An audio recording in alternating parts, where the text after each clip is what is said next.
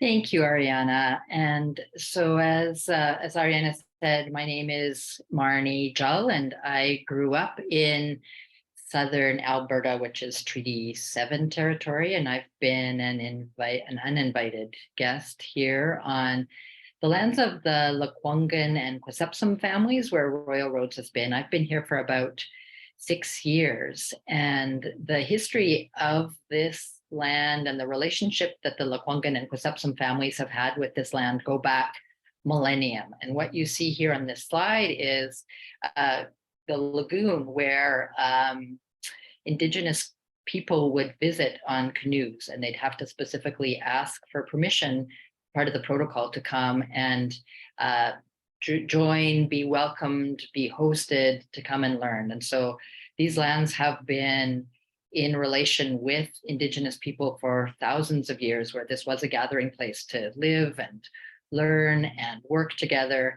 And so then a military college came, and then it was given over to the BC provincial government for Royal Roads to get established. So this land has been a land of learning and working together for thousands of years. And so I feel quite a lot of responsibility and gratitude for being here. And it, for me, reminding me who's been in relationship with this land, and the commitment that I have to creating different kinds of relationship with land and with the peoples is something that really motivates me in the work that I do, which you'll hear a little bit about in just a few minutes.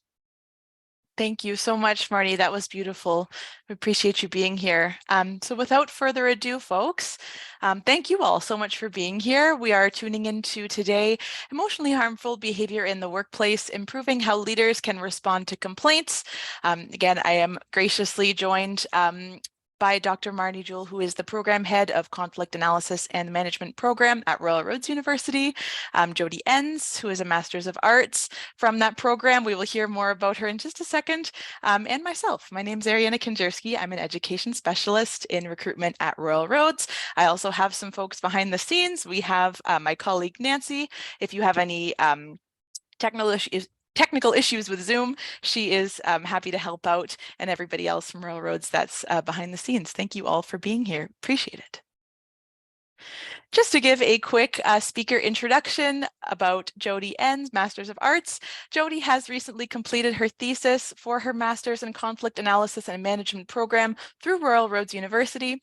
In her research, Jodi utilized the insight approach as a method of discovery and a lens of analysis to explore leadership decision-making amidst complaints of emotional harm. This is also episode 1 in a 3-part series, so please join us for episodes 2 and 3 that will be coming soon with some other very special guests. Right now, I'll pass it off to you, Jodi, to say a couple words about yourself. Thank you for being here. Yes, hello, everyone. Thank you for having me. I'm really thankful and grateful to have this time with you to share some of the findings and some of the things I've been exploring in the last number of years. I am from Saskatoon. That's where I was born and raised, and I've been back and forth between BC and Saskatoon. I did my undergrad in BC and then spent the last number of years back in Saskatoon working in a local church context. That's some of my background, is the integration of faith and now integrating it with conflict and exploring some of those themes.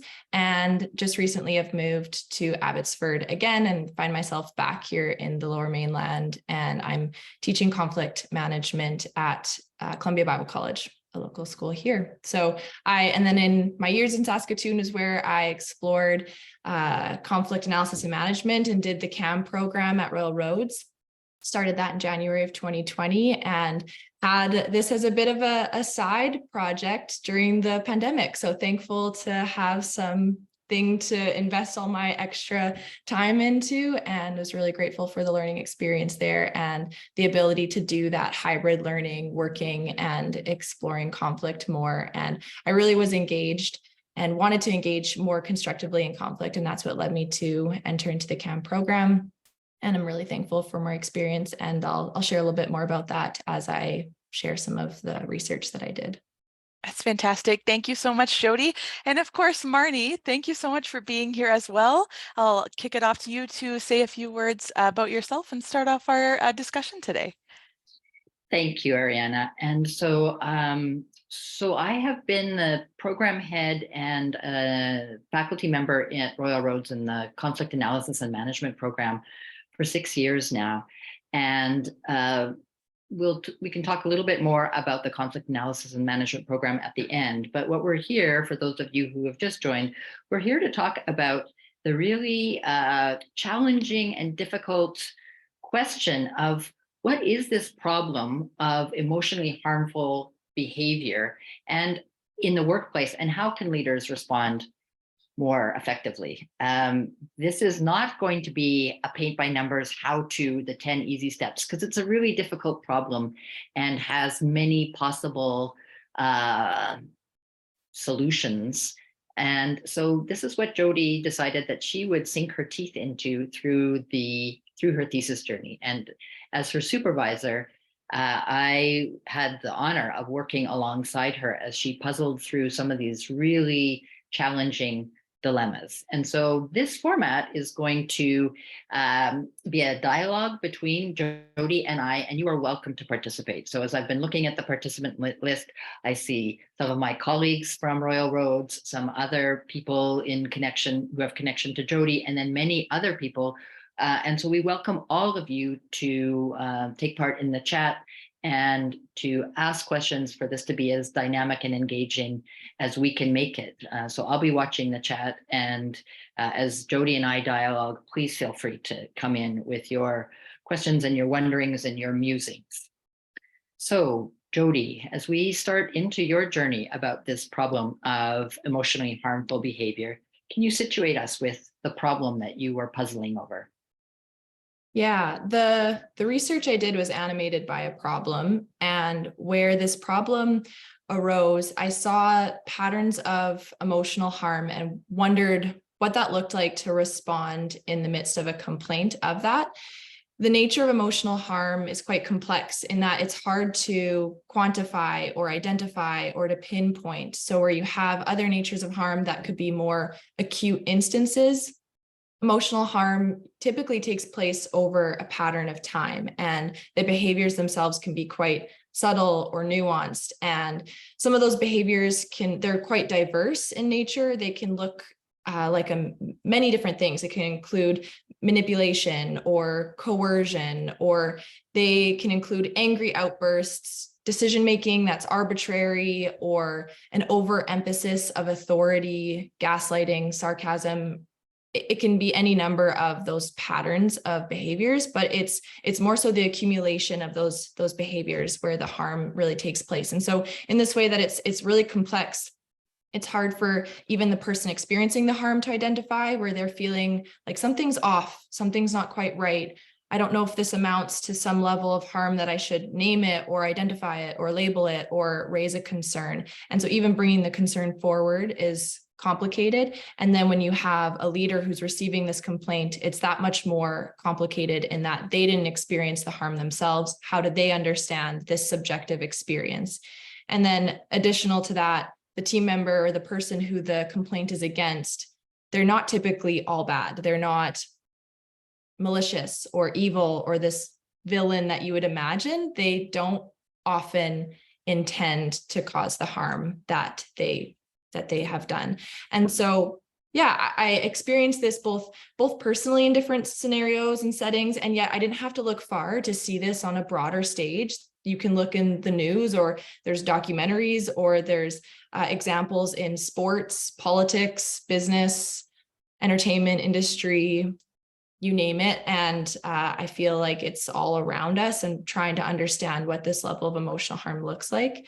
And yeah, in that way, I feel it would be appropriate to invite those of you on the call to wonder about this problem yourselves, and how do you identify yourselves with it as maybe a leader who's experienced a complaint, or something has come to you, or you're someone who's experienced this harm or these patterns of behavior yourself, or you've seen others witness or experience some of these patterns.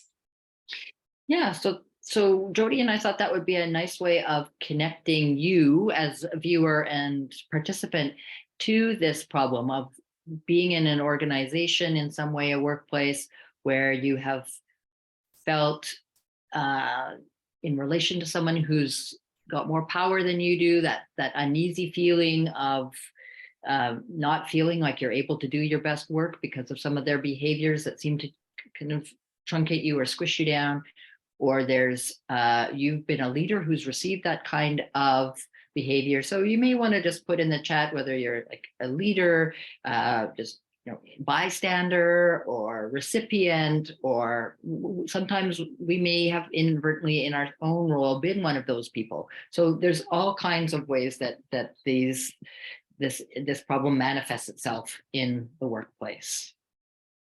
So Jodi, how did you explore the problem? Yeah, in its complexity, I wondered how to enter in, how to explore it. I felt that could be explored through the problem itself, through the complainant, the person who's raising the concern. What did they experience? What does this look like? What does this harm? I could have looked at it from the culture or the organization, the impacts of the harm, but where I chose to pinpoint the point of the leverage for change was in the leader who has brought the concern. So if we have the three parties involved, we have the complainant, the person who's experiencing the harmful behavior, the team member who's causing some of that, who is causing that harm, and then the leader overseeing the team member who the complaint is brought to.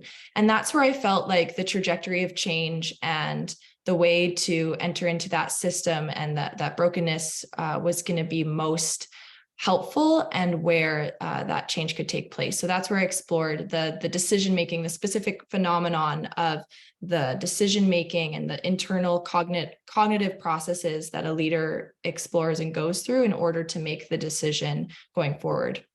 And in that same way, yeah, go ahead, Marnie. I was looking in the chat there because it's just what's been lovely is how people are already talking about how difficult this problem is to grapple with, that it's complicated because so there's, as there always is, there's people who have been on the receiving end of this kind of, I've tried to talk about it and there hasn't been a way of engaging people. Someone from HR who says, I'm in the role of trying to support both parties, and that makes it very complicated. And somebody taking disclosures and also having been a recipient of that kind of negative, that behavior that has such negative impacts.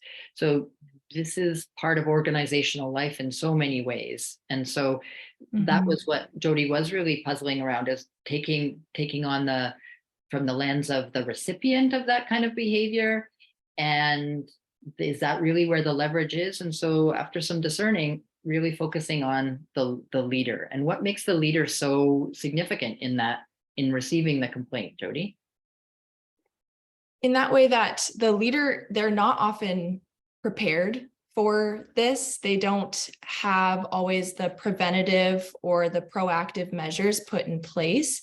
And so the leader is receiving this complaint out of the blue, and it's not always a welcome. They don't welcome the problem, nor does the complainant wish that this was their circumstances. And so we find ourselves in this decision-making dynamic that is unwanted. There's no space for it. There's not a lot of training for it. And so how do we equip leaders? How do we help leaders understand it? And the leader really, the decisions they make and the processes that follow that complaint being raised really change the trajectory of this conflict, this dynamic, this dilemma in the lives of the complainant, the leader, the organization. The leader really is that point where it all is, where it all comes together. And so that's where the impact of the leader's decision-making is quite significant.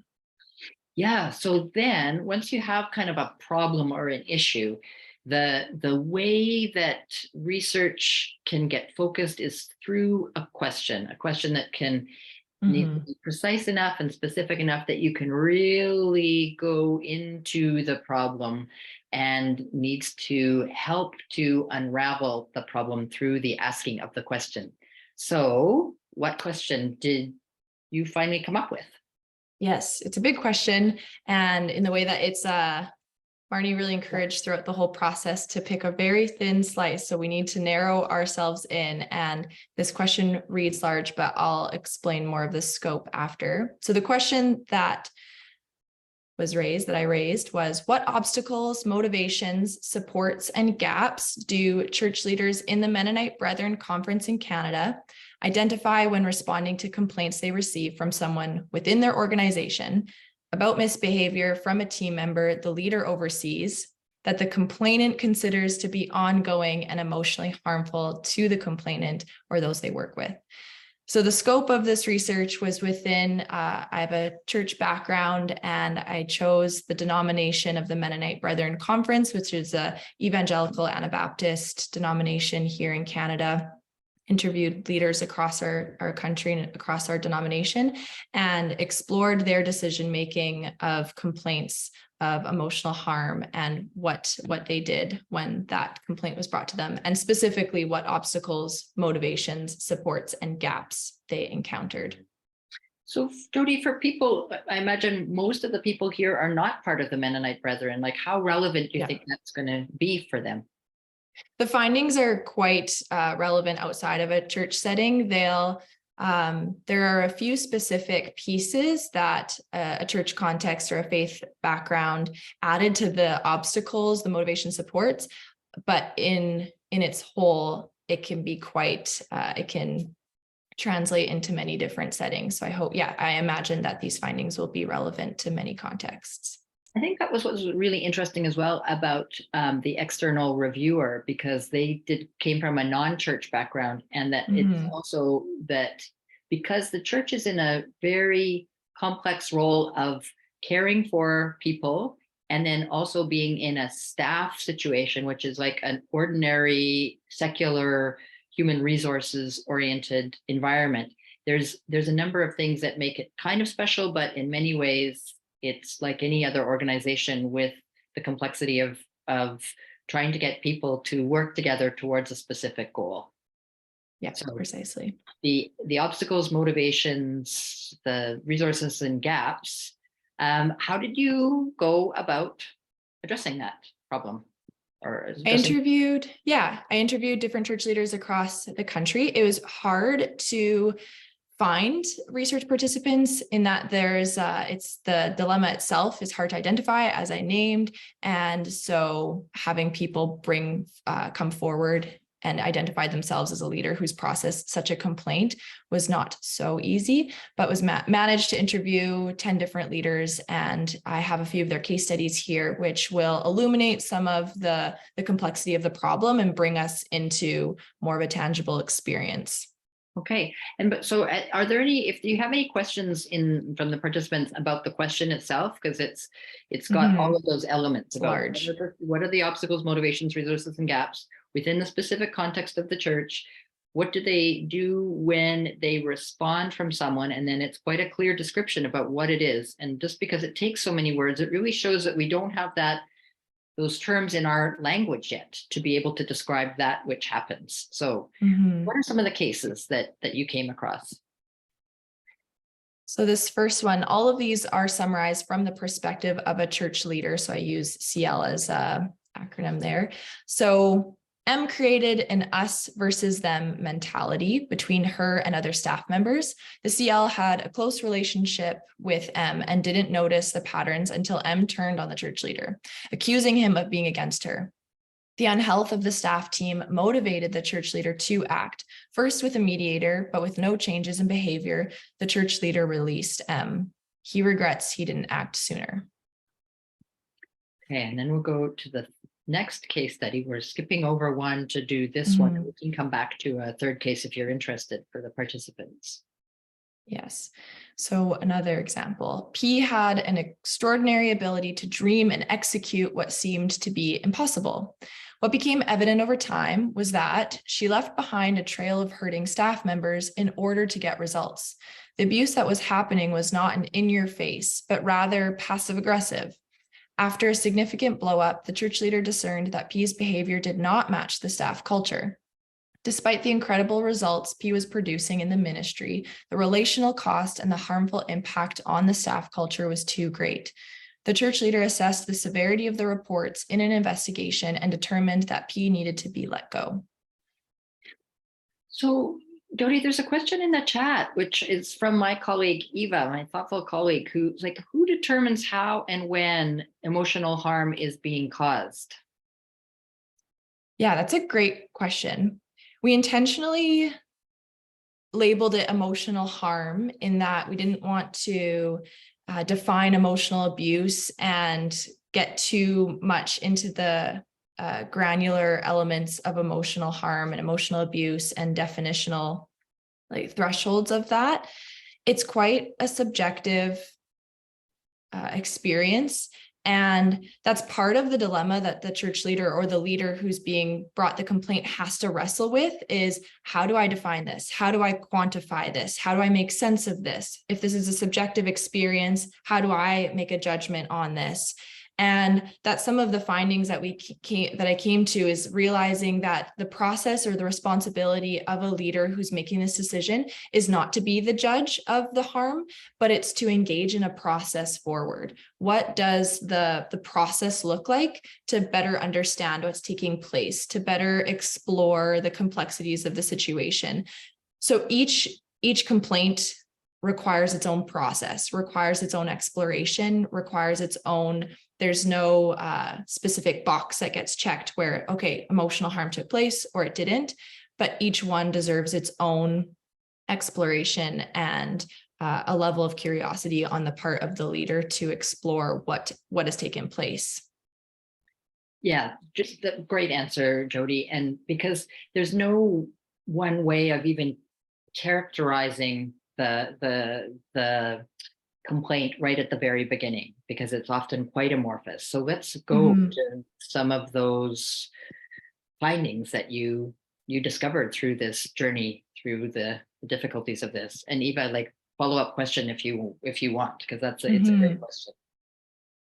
Yeah, I'll very briefly review some of the findings, and then we can please bring your questions forward of what feels most relevant to each of you. The findings came out with the themes that were explored, and that came out of the interviews with research participants, were the obstacles, motivations, supports, and gaps that they identified when they were processing a complaint of emotional harm.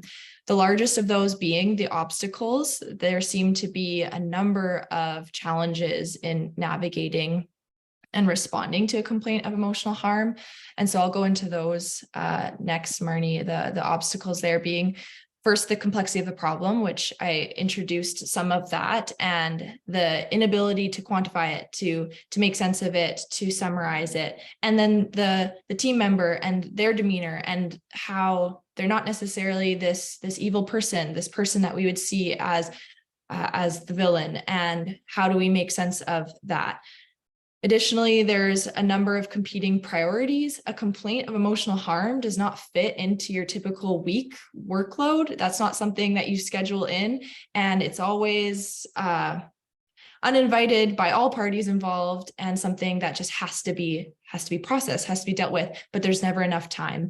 Church leaders felt that week to week, church is on Sunday, or there's building maintenance, or there's other ministries going on, and you'd find that in any leader, in any position of any leader, in any sphere, that there's always the work that needs to be done. So how does this fit into that?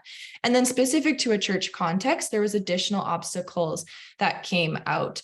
The ways that relationships and relationship to one another and how staff relate to one another was quite integrated, and that created obstacles for accountability. How do I hold this team member to account when they are a friend, there's someone I'm pastoring, there's someone I'm leading? The blend of roles and different hats that people wear creates an obstacle for leaders who make decisions, as well as a lack of outside resourcing. It's not natural. A lot of the leaders, their first default when a complaint came to them was not to seek outside support, was not to seek an expert in this field, or to invite an investigation or any other supports in that way. So they were kind of like thinking about it in-house. We can deal with this. I should be equipped to process this as a leader in this setting.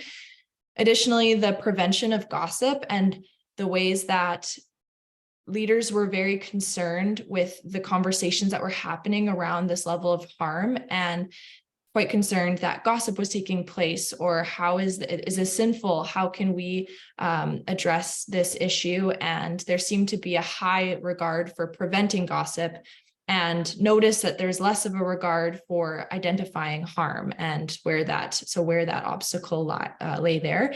And then using scripture but not so much as an authoritative guide as its whole, isolated passages, using verses and parts of scripture without looking at the full context and how this scripture is to be understood and applied in different settings. And then lastly, leaders noted there was a lack of women in leadership in church settings, and that really impacted decision-making and who was making decisions and how they approach those decisions. And so that was something that was noted as an obstacle.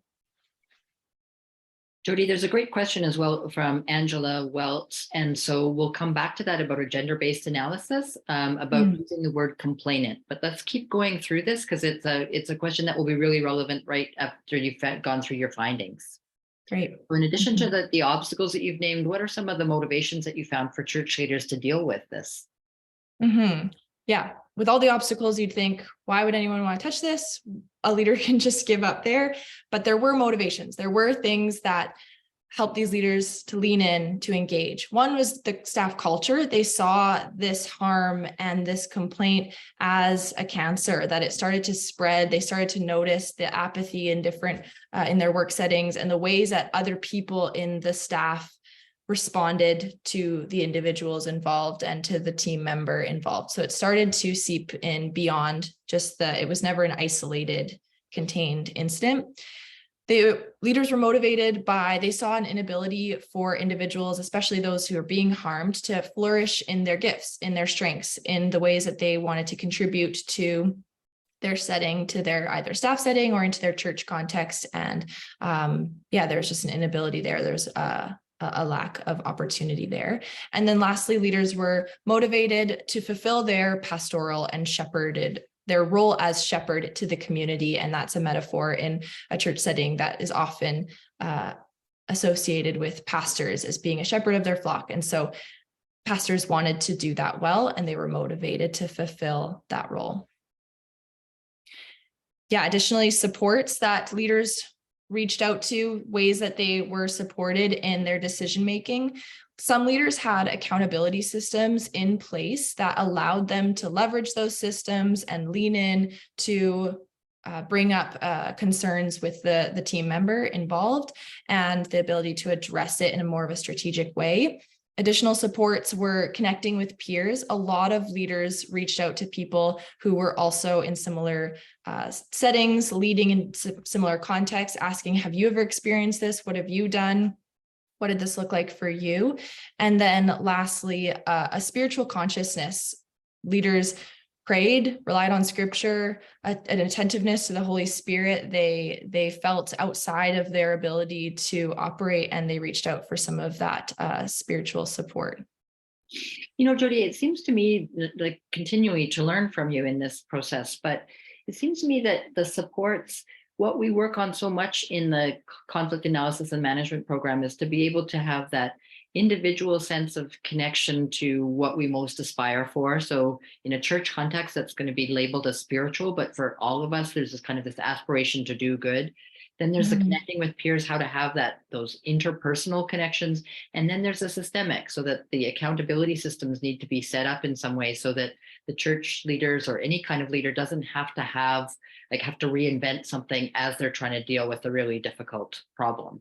So it's going to be interesting to come back to that a little bit more, because there's the motivation about, okay, I want to try and make this better for the staff culture. Both individuals are struggling, and there is also something about, I'm not doing my job if this kind of stuff is going on in my watch. So what are some of the gaps that sort of made it harder to address?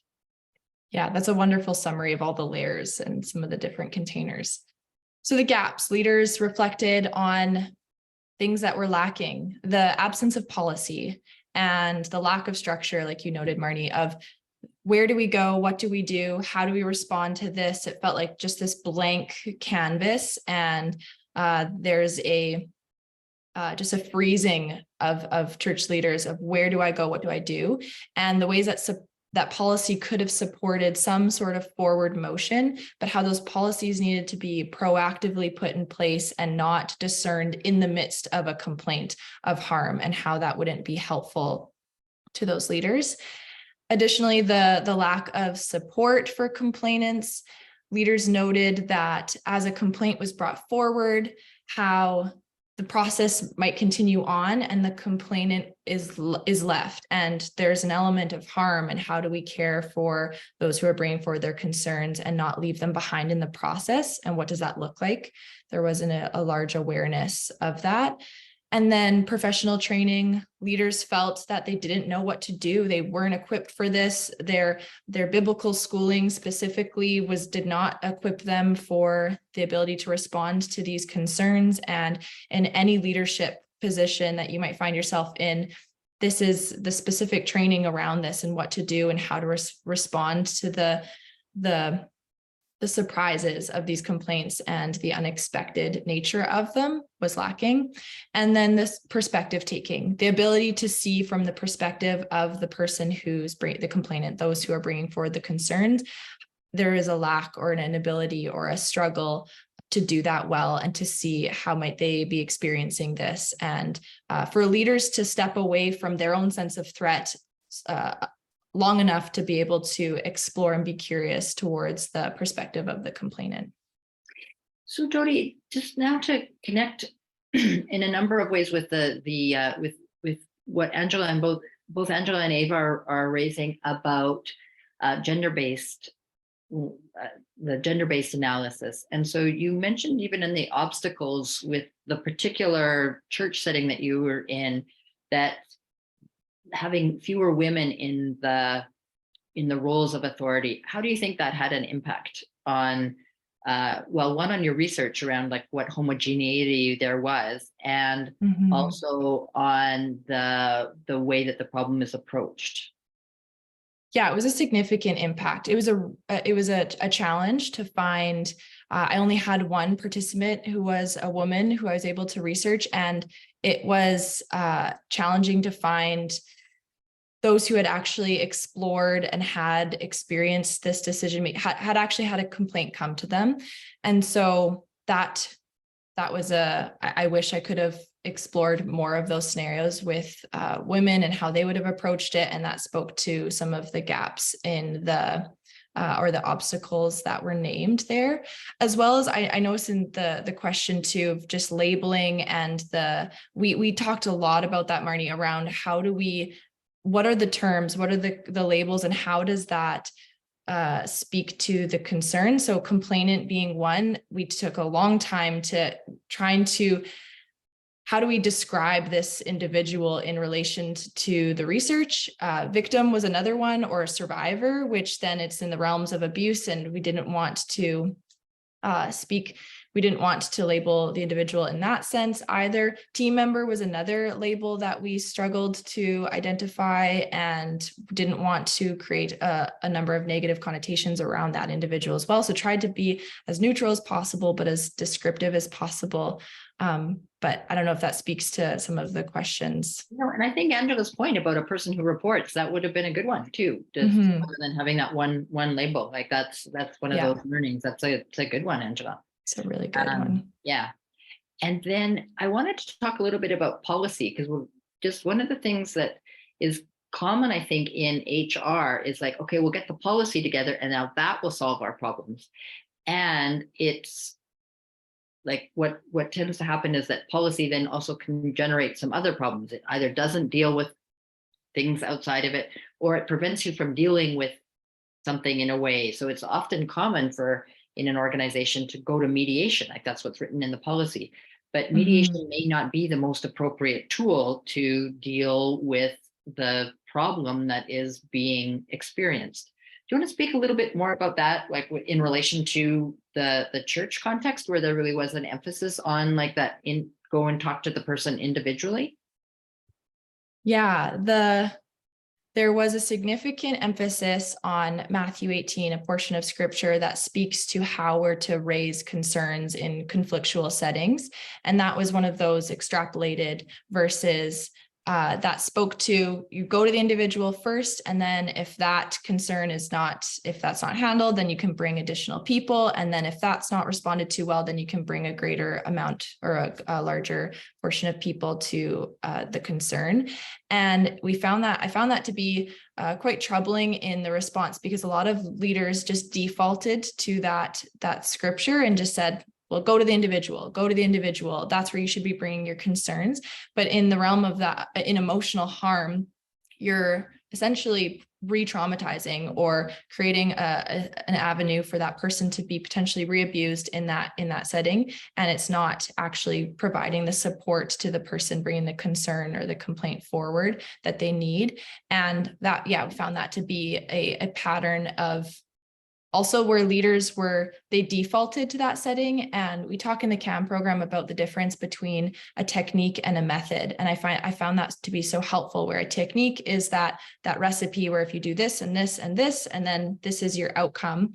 And it's quite of that technical nature. And as opposed to a method, which is a method of discovery, where you're exploring it, not knowing, you don't have a predetermined outcome.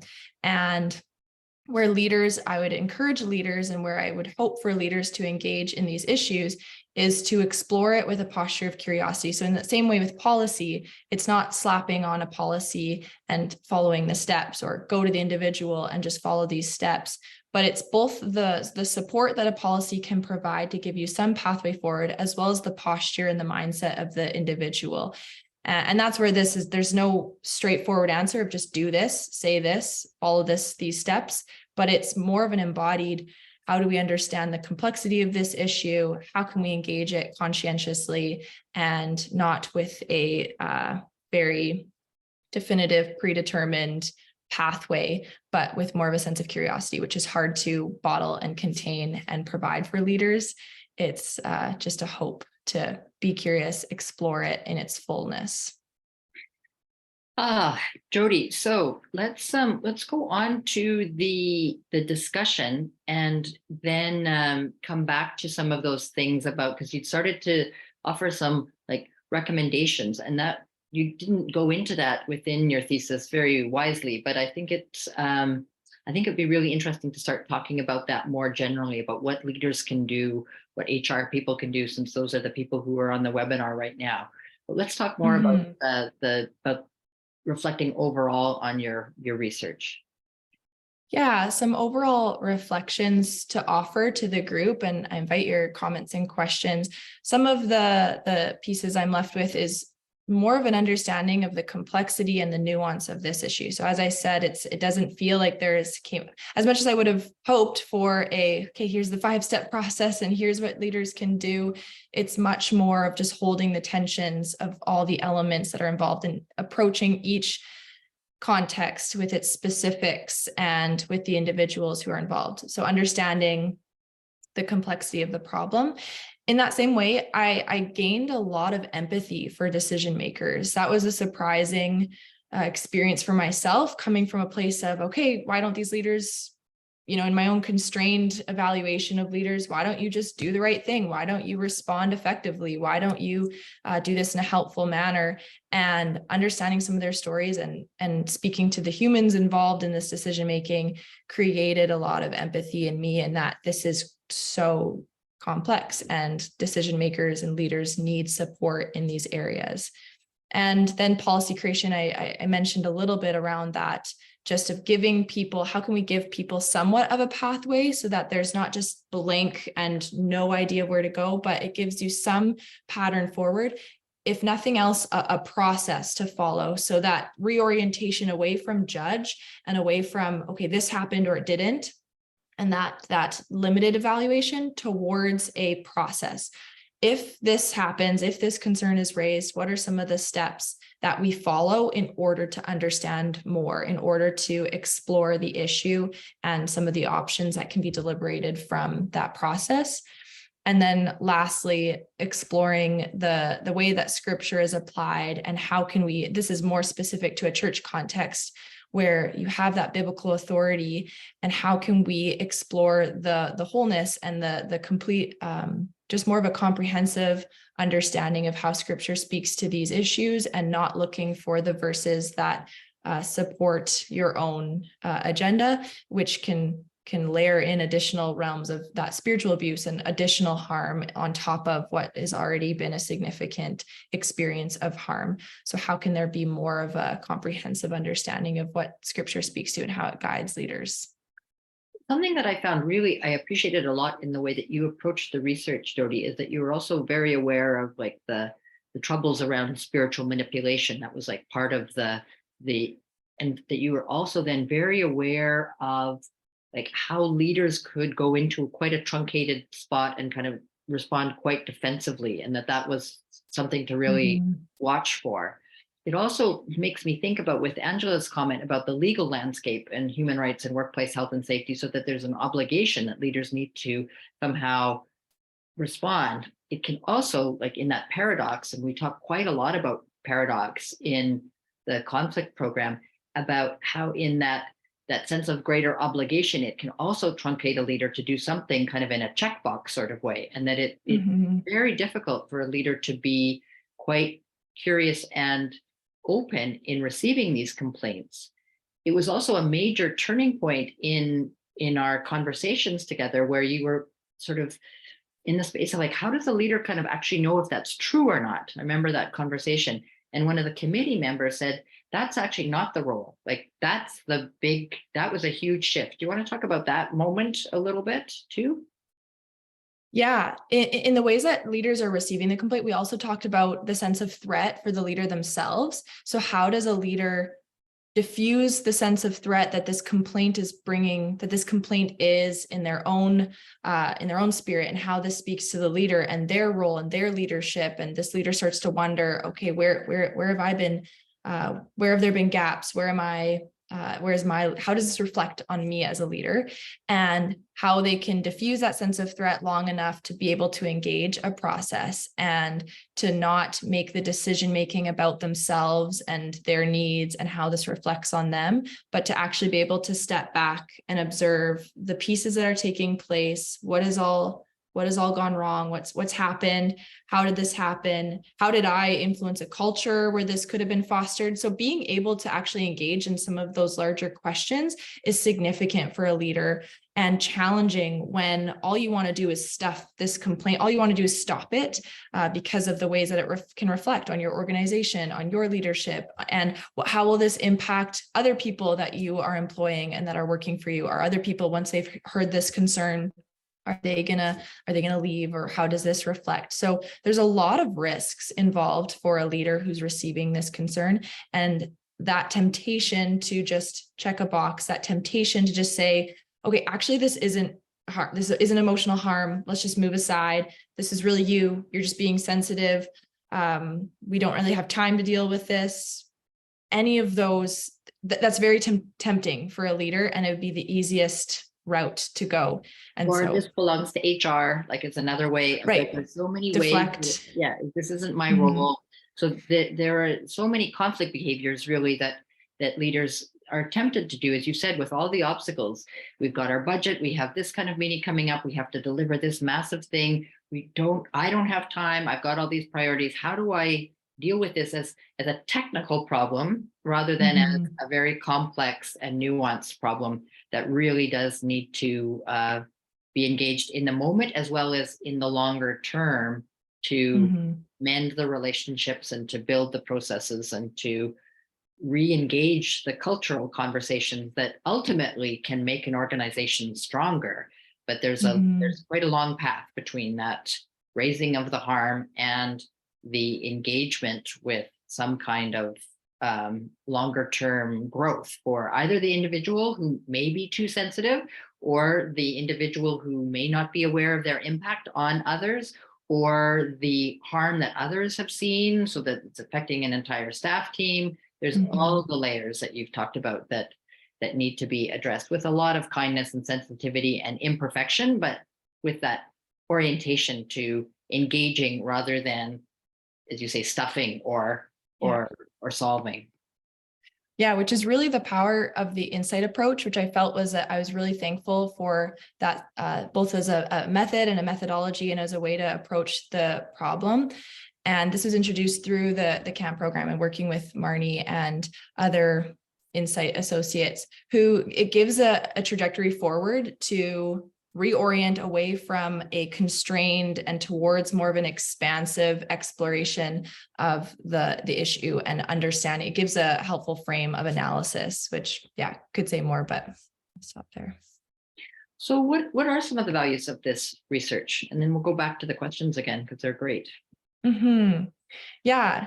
In the completion of this research and where I hope it adds value is in the ways that it illuminates the problem and the complexity of responding to complaints of emotional harm. So just introducing the essence of the issue, it colors out some of the obstacles, it gives a bit of a scope of what a leader encounters, what they come up against, and how hard it is to navigate this concern. So raising more of the language around that, which I feel like emotional harm is becoming a little more part of our regular language and understanding, but it can also lose some of its meaning in that same way. So navigating some of that. I also, Jodi, sorry for interrupting, but we toyed around with the word microaggression because it's a really good word, but it's not micro, and it also, because of the connotation, well, not the connotation, but the meaning of it is situated within marginalized communities. So, and this is not only related, it can be, and certainly marginalized communities feel it much more often, but it's not limited to that. So that's where the term that you eventually came up with, I think, is not perfect, but it's pretty good. Yeah, and it creates a little bit more of a broader scope of it. And so, yeah, if it feels like it's lacking, or it's not clear enough, or it's not articulate enough, that's part of the intention of using that word, and some of the issue in, it creates a little bit more of a broader umbrella. And so then, another value is identifying some of the factors that a leader may encounter. Looking at a little bit of so these are some of the obstacles, and with those obstacles in mind, how is a leader motivated, or what actually motivates them to engage? And once they've engaged, how do they find support in their decision making? And then where have they noticed these gaps and these systemic issues, and how could this be improved in their decision making going forward? A little bit more coloring out the issues and giving an idea of the landscape that a leader encounters. And then lastly, the research presents some suggestions for leaders to consider when responding to complaints.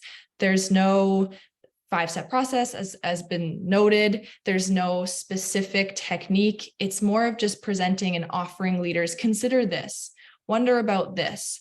How can you posture yourself in this way? And what are some of the processes and some of the steps that you could take? But recognizing that each issue and each context and each situation is unique and requires its own unique set of engaging in the issue. So Jodi, there's some really great questions in the chat. I'm going to give you a few seconds to respond to those. And then I'm going to talk really briefly about some of the facets of the conflict analysis and management program, and happy to talk a little bit more about that for people who are interested. So the conflict analysis and management program, there's 2 parts to it. There's a graduate diploma, and then there's a master's, which is a 2-year program. And it really helps students analyze and engage the interpersonal, and systemic skills that are needed to be able to effectively engage in the interpersonal and systemic conflicts that affect us in organizations and in families and in communities, and to be able to develop those skills as well as the analytical tools to be able to move differently in the world. And students who come to the program really recognize that there's something about conflict that can be both very devastating, and there's a hope for it, that it reveals what really matters. There's a hope that if we can do it in a way that restores relationships or that can shift systems, then it actually makes us stronger, that it reveals vulnerabilities that can be strengthened, and that's where healing happens. And the people who apply for and who are successful in the conflict program really do have that as this, they're on a quest to be able to engage themselves more successfully within a conflict. And it's been remarkable to see, like Jodi, what other people have done in that pursuit of building their toolbox to be able to deal with conflict more effectively. Is there anything more you'd like to say about that, Jodi, and responding to the questions? Yeah, there's a number of great questions. I'm just kind of scanning, and I'd say there's a few questions around around process and more so around like what happens after a leader's made decisions or after they've engaged with the issues. I don't know how much more I would say to specifics or to give more of a specific timeline, but I feel like the timeliness of engagement is important, and engaging intentionally and in a way that provides some structure or support for both the complainant, the person bringing forward the concern, and all the parties involved. There's a question around letting someone go and what does that look like to change the culture, to promote change. That's not again, that predetermined outcome is not automatically that the hope is the team member is released or let go, but through the process of discernment and engaging in the issues, that's one of the options that could be deliberated and then evaluated for whether that's the necessary decision. Yeah, I'm just looking at some of the more. chat. So Michael's absolutely right, is that like you can't have any kind of subjective management style. Policy is completely is super important. The risk is about having an overly prescriptive one. And again, this is where I think Jodi's research has really pointed to the stance of a leader or the stance of an HR professional, is that we can do that in a very truncated way of just following the steps or only adhering to policy. There's also that need for conscientious engagement with policy or with people, just to be able to be as expansive as we can in being curious and engaging. And Eva's point about like to do it as close to the complaint as possible. So because the longer it takes on, then there are more people who are aware, okay, there haven't been consequences around this, or there's continual harm being done without it being addressed, or that it spreads in a particular way and then starts triangulating. And so there's all kinds of ways that leaders need to engage, even with all the obstacles in place. And there are experienced leaders in the chat. So if there's other things that you'd like to add on to that timeliness conversation, that would be great. Anything else that you wanted to respond to, Jodi, from some of the questions about the challenge about people being let go as well, like that isn't the best response sometimes, and sometimes it is. It really depends on how much there's been an ability to reflect and change. You spoke about one of their participants talking about one of the criteria now for hiring, which I thought was a complete gold nugget of wisdom that I think may be helpful to pass along. Yeah, I don't know if this is the specific nugget that you're speaking to, but in the ways that how people respond to accountability was really something that leaders named, and how that can be a helpful identification of their posture for change. So that team member that the complaint is brought up against, how do they respond to the accountability either brought on by the leader themselves or the complainant if they choose to raise those concerns with the individual? And is there an expression of remorse and a desire to change? Even that team member's ability to recognize, wow, these are the impacts of my behaviors. I didn't realize that. I can see how these, and is able to list some of the impacts, is able to name some of them. I think it's challenging if we expect someone to be able to change if they can't name the behaviors that they're seeking to change. What are they actually going to reorient themselves around? And so that accountability response is critical. If there's a sense of deflection or defensiveness, minimizing the issues, scapegoating, that can tell you that those patterns will most likely persist, and where the release of the individual could significantly change the culture and the impact on others in the organization. I think that's a really golden nugget there about from your thesis, one of the leaders who said that they're now moving towards their hiring practice is to really to wonder about how reflective someone can be about the impacts of their own behavior, because it's very difficult to teach, but it's essential. And that seems to be the really number one ingredient about how open someone is to receive that feedback, how open they are to adjust their behavior rather than blame others, and to then move forward with the repairs, because there always will be conflicts within organizations. It's the process of repairing that becomes so essential in being able to move on, heal, and improve an organizational culture. Yeah. Exactly. And in our last few minutes, and as you're highlighting the point to apply, I'd be remiss to also note that significant part of the richness and the exploration of this research was within the conflict analysis and management program, and be able to do it through Royal Roads. It both in the ways of the flexible delivery and taking it at my own pace, and being able to take the time that I needed to explore the research and to explore this question, and then having the consistent support and insights and brilliance of world-class instructors. So Marnie being my supervisor, I'm so grateful to her and her brilliance and her persistence and support all along the way, as well as John Radford was on my committee, and I worked closely with Jamie Price, and thankful for the ways that they walked this through with me and explored the research alongside me. It added a great opportunity for reflexivity and reflection and conversation and the dialogue, and how the insights came out of those conversations. I am very grateful. So Nubia, there's a question so that we have enrollment advisors that you can get in contact with, and you're right about the website with October 2023 rather than August. And there continues to be so much going on in the chat that we probably won't be able to respond to it all. Eva's point about the focus on the leaders who are not the abusive ones, because that becomes again another layer where there's a board who's often who receives those complaints about the abusive leaders, and so that there's always people involved who are aware of the harm and how can they engage. So that was beyond the scope in that way about specifically to leaders misbehaving. Is there anything else that you want to say about that, Jodi?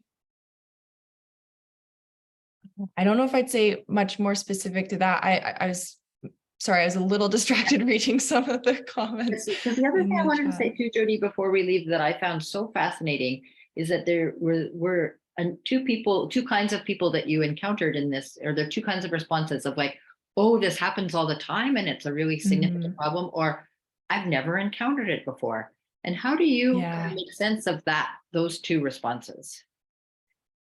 Yeah, it's interesting. There's another question in the chat I feel like relates to that as well. Just, I don't think that church leaders, like, how are they so busy that they can't handle this? I think it also, that speaks to the level of priority. How do you see this? Because that was another piece that I wrestled with of, okay, there's all this busyness that leaders are dealing with, and this comes into the play, but is this not the work that leaders are set out to do? Is this not the influencing of organizational culture and responding to these moments of crisis and critical decision making? That is the mantle that a leader carries. And so it's that tension of, yes, there's these ongoing complexities, but this is the work and the interconnectedness with those that you're working with and working for that is really critical and really speaks to a leader. And so in that same way, Marnie, of, yeah, how are they not noticing this? Is this not in their scope? Is this not in their mind? Why is this not something that they're attuned to?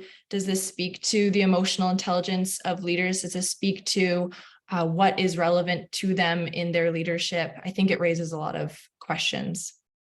Thank you, Jodi. That's a beautiful way to end in terms of like encouraging us all as we take on those mantles of interrelatedness to be able to pay attention to what's going on for us. How do we be more attuned to what's going on for others and recognize that we're involved in these complex systems of both like care and harm? And how do we do the best of our ability for just today to kind of work a little bit better together and work towards a little bit more collaboration in the work that we're doing. Thank you all for joining us for a very rich conversation, and there will be more as we go along with showcasing some of the really interesting work that's being done around the CAM program. We'll be talking next time about the dilemmas of diversity, that we have this increasing yearning for more diversity in the workplace, but it comes with more conflict. And how do we engage that conflict to be able to strengthen our organizations so that we can be authentically diverse rather than only performatively diverse. So looking forward to the next conversation with you all. Bye for now. Wonderful. Thank you. Thank you, everyone, and take care. We'll see you next time. Have a great day.